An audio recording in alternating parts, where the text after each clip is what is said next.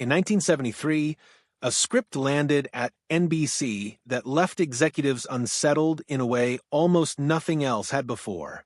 This wasn't another elegant Columbo mystery where a smug killer underestimated a rumpled detective. It was darker, stranger, more dangerous. At least, that was the public excuse. For decades, fans were told an unusual Columbo episode was abandoned simply because it was too disturbing for television, too experimental, too risky for primetime. But that explanation was never the whole story, because buried inside that script was something far more troubling than violence. It challenged the formula of the show itself. It mocked celebrity culture. It blurred murder, performance, and madness so boldly that some believed airing it could have changed Columbo forever. And that is exactly why many believe it was buried. For 50 years, the episode was treated almost like a rumor, whispered about in collector circles, mentioned in old interviews, then dismissed as myth. But it was real, and its story reveals something even stranger about Columbo itself. Because long before this forbidden episode existed, the entire show was already breaking rules no detective series was supposed to break. And it all started during a crisis. Back in the early 1960s, Hollywood had ground nearly to a halt during a writer's strike. Production stalled, writers scrambled for work, and two struggling screenwriters, Richard Levinson and William Link, were desperate enough to try something unconventional. They found a loophole. Live television productions were exempt from some strike restrictions. So, in a rush, almost out of survival, they wrote a murder story for NBC. It was hurried, improvised, almost accidental.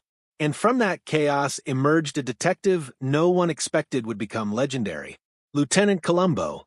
He didn't resemble television heroes of the era. No polished charisma. No glamorous suits. No gunslinging confidence. He looked tired, distracted, ordinary, but behind the wrinkled raincoat was a mind sharper than anyone around him realized, and even the structure of the show broke tradition. Most mysteries ask, who committed the crime? Columbo gave away the killer in the opening minutes. The mystery became something far more satisfying. How does this shabby detective dismantle a perfect crime? It was genius disguised as simplicity. And networks hated the idea. Executives reportedly believed revealing the murderer up front would kill suspense. Instead, it created a new kind of suspense, a psychological chess match, and audiences couldn't get enough. But even Columbo himself was almost very different. Peter Falk wasn't the first choice. Lee J. Cobb passed. Bing Crosby passed. Only after others walked away did Falk inherit the role. And in doing so, he transformed television. Much of Columbo's identity wasn't scripted. The raincoat? Falk bought it himself. The scuffed shoes? His own. The disheveled style? Deliberate. He built Columbo from scraps. And then there was that famous line, just one more thing. It feels so perfect people assume it was carefully invented. It wasn't. It reportedly emerged as a last-minute patch to extend a scene. A throwaway fix. That became iconic. That was Columbo's magic. Accidents became legend. Even the detective's first name became part of the mystery. Fans debated it for decades. Frank? Philip? Nothing was ever definitive. The creators liked it that way. Columbo wasn't supposed to be fully knowable. He was meant to feel almost mythic. A man who wandered into rooms looking confused while quietly dismantling geniuses. And he always seemed to target the same people, the powerful, the rich, the arrogant. Murderers in Columbo weren't usually desperate criminals. They were surgeons, directors, politicians, millionaires, people convinced they were too sophisticated to be caught. And Columbo made them underestimate him. That was the trap. He didn't overpower criminals. He irritated them into exposing themselves. A forgotten receipt, a misplaced bottle, a contradiction, death by tiny details, and audiences loved seeing privilege undone by a man in a wrinkled coat. That formula made Columbo a phenomenon. Soon it wasn't just successful. It was global. In country after country, Viewers embraced this strange detective who never fired guns or chased suspects through explosions. He simply thought, patiently, relentlessly, and yet, for all its brilliance, the show almost changed forever in 1973, because that's when Brian De Palma entered the story. At the time, De Palma was rising fast, already known for darker Hitchcock-inspired work. He wasn't supposed to be writing television mysteries, yet something about Columbo intrigued him. So he teamed with critic Jay Cox and created something unlike any episode before it. And it terrified executives. The script centered on an experimental filmmaker named Quentin Lee, but Murderer barely describes him. He viewed killing as art, performance, philosophy. He didn't kill for money or revenge. He committed murder as an artistic statement. Already, that alone was alien territory for Columbo. But then the script went further. Lee secretly films the murder, turns the crime into a documentary, and most bizarrely, makes Columbo part of the film without the detective realizing it. Now the detective isn't just solving a crime. He's inside an artwork built around murder. It was meta before television used the word.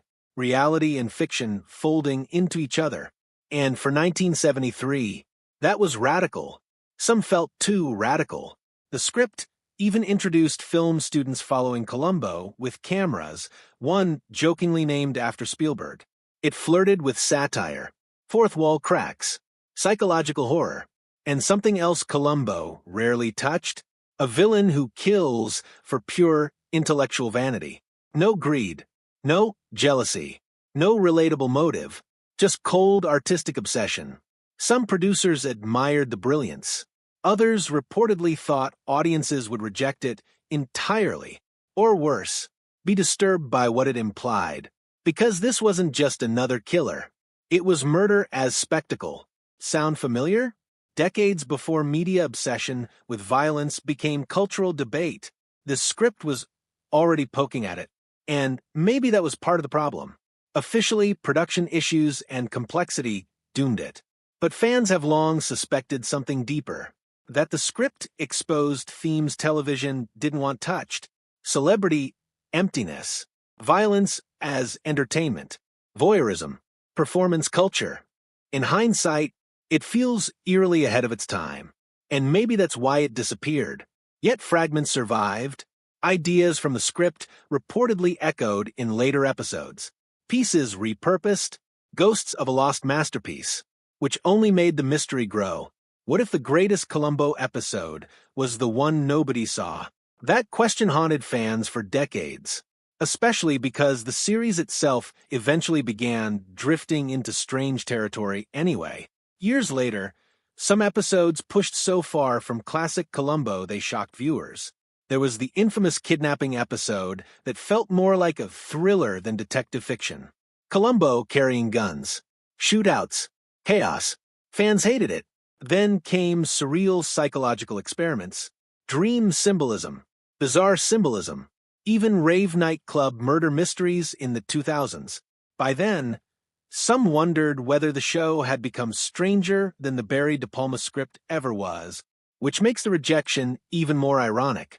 The episode, once considered too unusual, might have fit right into later Columbo, but perhaps in 1973, it arrived too early. And timing changes everything. Peter Falk understood timing better than anyone. He protected Columbo fiercely, rejected casting ideas, fought networks, resisted formula changes, because he knew the character only worked if audiences underestimated him. Change too much, and you break the spell. That may be why the Buried script fascinates people still. It represents the road not taken. A darker evolution Columbo almost embraced, and perhaps should have, yet even that wasn't the last great mystery surrounding the detective. Years after the series seemed over, one final case almost brought Falk back. A true farewell. By 2007, plans quietly emerged for what many thought would be the final Columbo. Not another revival. A conclusion. A send-off. The script reportedly existed. Over 100 pages. a modern murder involving sound technology and psychological clues. Classic Columbo. Fresh, but true to roots. There was even talk of celebrity cameos. It felt real. Fans never knew how close it came. Then the project stalled. Executives reportedly doubted audiences wanted an 80-year-old lead detective. The logic felt brutal and deeply ironic because audiences had never watched Columbo for youth. They watched for mind, presence, character. But television often fears age, and the project faded. Then tragedy made sure it never returned. Peter Falk's health declined, memory slipped, Alzheimer's advanced, and in one of the cruelest ironies imaginable, the man who played television's greatest detective began losing memory itself. Eventually, those close to him said Falk no longer remembered being Columbo. Pause on that. It feels impossible. The actor who built a character around remembering every tiny clue, forgetting the role entirely. Heartbreaking doesn't cover it. The final case was abandoned, never filmed. Another lost Columbo, mystery. Another ghost episode. And suddenly, the buried 1973 script wasn't the only phantom haunting the series. There were two unwritten endings, two missing cases, two mysteries that never reached audiences. Maybe that's fitting, because Columbo was always about unfinished certainty. Loose threads. One more question. One more thing. Even Peter Falk seemed inseparable from that spirit. His performance never relied on dominance. It was humility weaponized. He shuffled, mumbled, distracted suspects with nonsense, then quietly destroyed them. No detective before or since has really duplicated it. Many copied the formula. None captured the alchemy, which is why the lost episode matters. It isn't just trivia. It hints at how much more Columbo might have become. A darker show, a stranger show, maybe an even greater one. Imagine if De Palma's episode had aired. Would it have changed television mysteries? Influenced psychological thrillers earlier? Pushed Columbo into new artistic territory? We'll never know. And maybe not knowing is part of its power. Mysteries unsolved linger longest. That buried script became one. So did Columbo's unmade last case. Even the detective's first name became one. For a show about solving mysteries, it left behind remarkable unanswered questions. And perhaps that is its final trick. Even after decades, Columbo still has one more mystery. The one television never let us see. Maybe NBC buried the episode because it was too dark. Maybe production logistics killed it. Maybe the conspiracy is exaggerated. Or maybe the script simply revealed something uncomfortable. That beneath Columbo's cozy formula lurked something far more dangerous. A detective show capable of becoming art house nightmare. A murder mystery willing to question spectators themselves. And perhaps that was too much. Because if the audience becomes implicated, if watching crime becomes part of the crime, then the show stops being comfort. It becomes accusation. That's dangerous television, especially in 1973, and maybe impossible to air. Yet somehow, that makes the episode feel more alive than if it had aired. Because lost stories become legends, and legends grow. For decades, fans thought they knew every Columbo case. Every suspect, every trick, every just one more thing. But hidden in the archives was a case even Columbo never got to solve. A murder mystery erased before the detective could arrive. Maybe that's why people still obsess over it. Because it feels unfinished. And unfinished stories haunt us. Peter Falk once made audiences believe truth always reveals itself eventually. No matter how clever the criminal. No matter how perfect the cover-up, Columbo always found the crack, the tiny overlooked clue, the loose thread, and perhaps the buried episode is that loose thread in television history. Pulled long enough, it reveals something bigger, about censorship, creativity, fear, and the stories networks decide audiences can't handle. That may be the real mystery, not whether the episode was buried, but why forgotten stories keep resurfacing, demanding to be solved, and after 50 years, this one still refuses to disappear. Because somewhere in television history, there remains a Columbo case with no final confrontation, no confession, no gotcha ending, only questions, and somehow, that may be the most perfect Columbo mystery of all.